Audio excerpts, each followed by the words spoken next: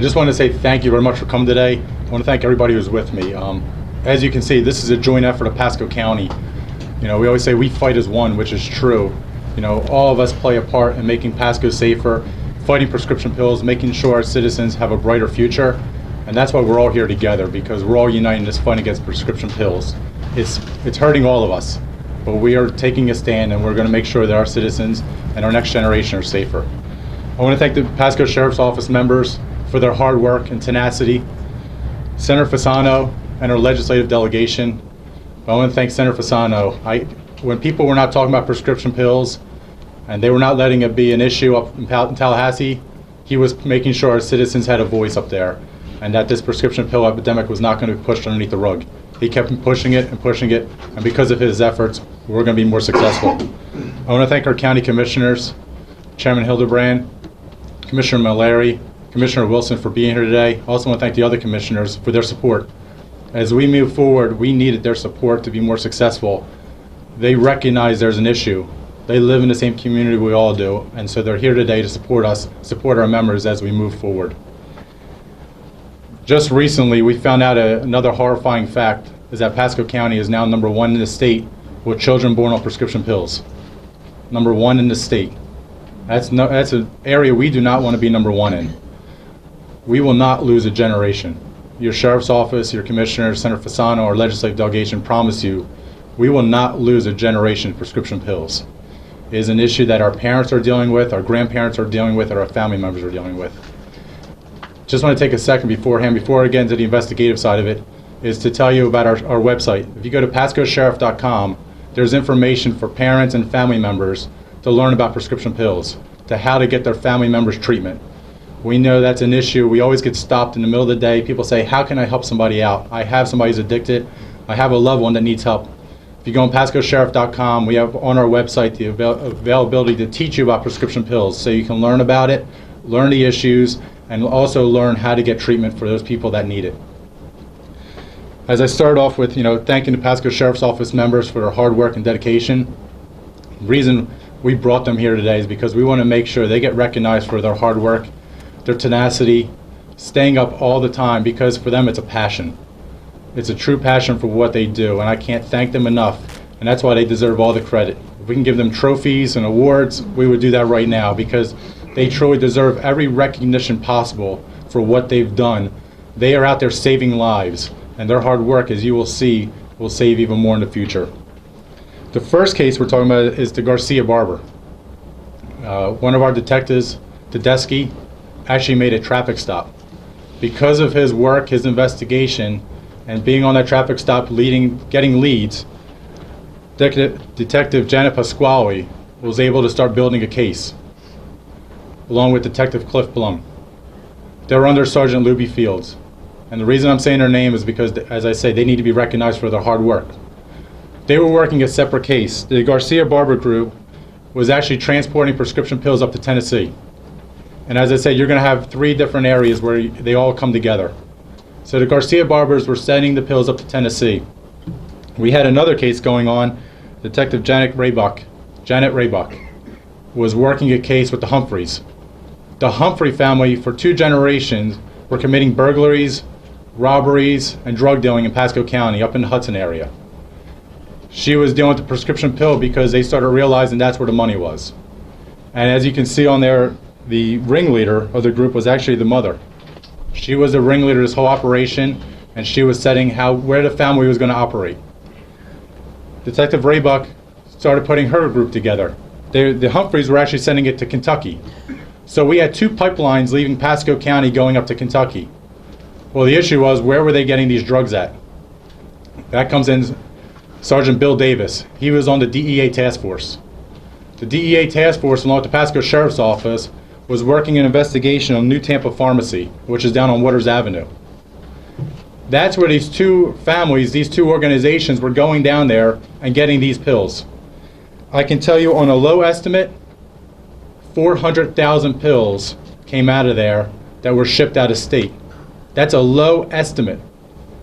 I can guess that it's easily doubled, but I can give you a low estimate that is confirmed.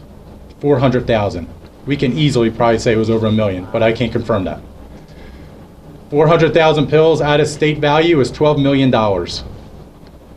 One of the amazing things is our Lieutenant Charles Balderstone, the narcotics unit, came up with this. He said, where's the money at? When you look at these photographs and you look at their assets, we have no idea where their money is. They weren't living in large homes. They didn't have fancy cars. So we could just show these were addicts themselves. All they were doing was fueling their addiction. It just keeps going on, this cycle. But I can't emphasize enough, Detective Tedeschi, Detective Janet Pasquale, Detective Cliff Blum, Detective Janet Raybuck, Sergeant Luby Fields, and Lieutenant Charles Balderstone. Yeah. I can't thank you all enough. All our Vice Narcotics Unit, all of the members of the Pasco Sheriff's Office do a fantastic job, but we're here to recognize their efforts today. Because of them, there's going to be families out there that are going to be safer. There's going to be grandparents that are going to be able to see their grandbabies. There's parents that are not going to have to bury their children because of their efforts. I'd say we are fighting an uphill battle. When they talk about we are in a war about prescription pills, yep, and we're in an uphill battle right now. But we're on the offensive. We're actually gaining ground up that hill, and we're going to take that hill because it's necessary for us to make sure Pasco is safe. As I keep going back, we have to make sure that generation of children that are in our high schools, our middle schools, our elementary schools are safe, that they have a bright future.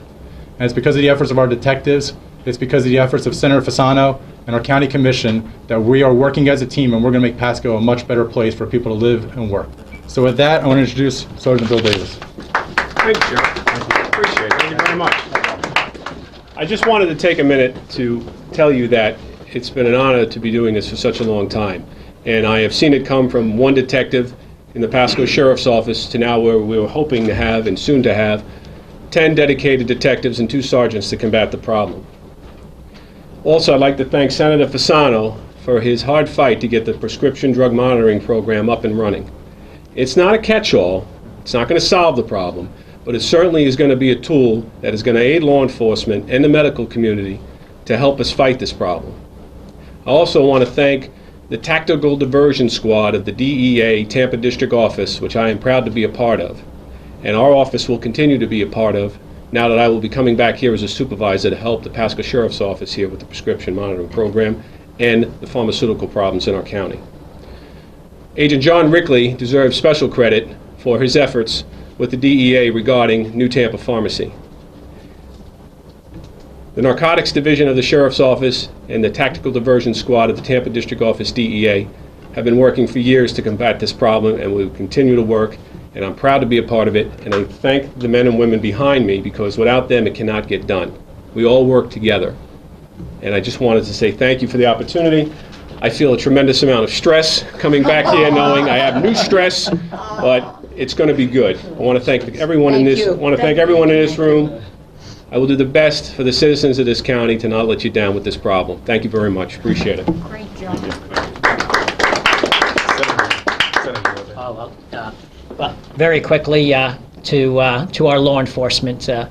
We have a crisis, as Sheriff said, as we all know, throughout the state of Florida. But our law enforcement, and here's a perfect example, ladies and gentlemen, of our law enforcement stepping up to the plate and fighting this battle each and every day. Our detectives, the men and women on the streets, on the front lines, have to deal with this every day. They see it firsthand. And I hope and pray that what we have accomplished up in Tallahassee and the resources we've given, the prescription drug monitoring program, will save lives. And that's the key, that we start saving lives. I was at a drug advisory council that I was appointed to recently on Monday, and we were number one. Pasco was number one, but we were number one in a wrong category. We're infants. Infants that are born in Pasco County are a higher rate than anywhere else in the state that are addicted to prescription drugs. That's not something that we want to be number one in. And I know that Sheriff Nocco and his team are going to make certain that they're going to fight that problem, that crisis, that war, and bring those numbers down and start saving not only babies' lives, but all of Pasconians and throughout the state of Florida as well. We lose 7 people a day. Let's bring those numbers down. Thank you. You know, we have to say that we are in a war zone fighting drugs in this county. But we are so fortunate to have Pasco County Sheriff Naco, and all of the men and women that work so diligently and passionately every day to try to eradicate this problem. And Senator Fasano is our cheerleader in the state to eradicate this. And I want to applaud all of you for what you're trying to do. Thank you.